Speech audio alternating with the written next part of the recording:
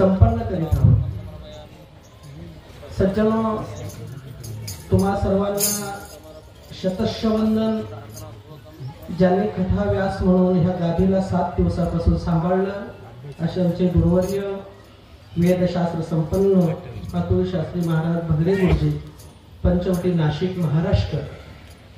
महाराजांनी समर्थ गोविंद महाराजांच्या चरणाशी ही सेवा या ठिकाणी स्फूर्त केलेली आहे। अनिरुद्धांच्या चरित्रापर्यंत आल्यानंतर आणि महाराजांना निजधामाला पाठवायचं होतं, अंतकरणात श्रीमद भागवत कथा जागृत करण्याचं काम महाराजांनी केलेलं आहे। अश्रू टपाटप डोळ्यात येतात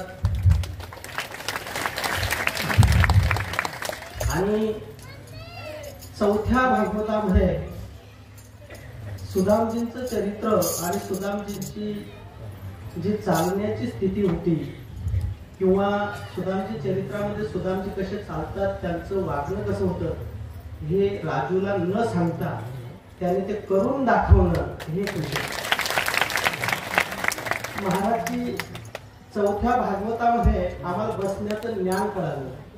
आम्ही आमचे पायतन बाहेर ठेवू लागलो, आम्हाला महिलांना शिस्त लागली, आमच्या पुरुष मंडळीला शिस्त लागली आणि 4थ्या कथामध्ये आम्हाला खऱ्या अर्थानं एक कथाच्या माध्यमातून आम्ही शिस्तप्रिय होऊ लागलो।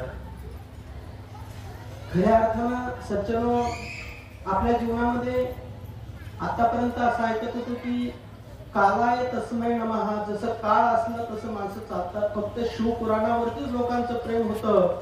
पण पिंपळगाव हरेश्वर मध्ये श्रीमद भागवतावर काय प्रेम आहे हे आजच्या कथेतून दिसतं।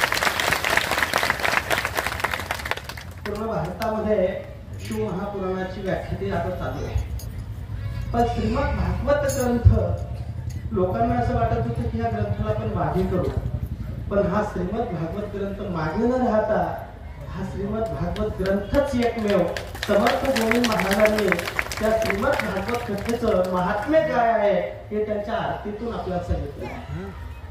त्यांची जी आरती आपण गातो ना, त्या आरतीमध्ये त्यांनी त्याचं वर्णन केलेलं आहे की भागवत धर्माचा महिमा त्यांनी वाढवलेला आहे, त्याची कीर्ती त्यांनी वर्णन केलेली आहे।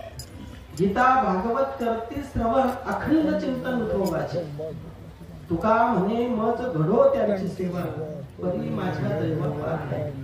हे गीता भागवताचं एक फार मोठं शास्त्र आहे आणि ते आपल्या सनातन धर्मामध्ये त्याला खूप मानतात। आणि अशा कथा व्यास महाराजांपुढे माझ्यासारख्या एक पामरानं काय बोलावं, पण मी एक गौरक्षक असल्यामुळे गौ मातेचा आशीर्वाद सोबत घेऊन फिरतो, म्हणून ही मंडळी मला इथं बोलायला वेळ देते किंवा आशीर्वाद देते।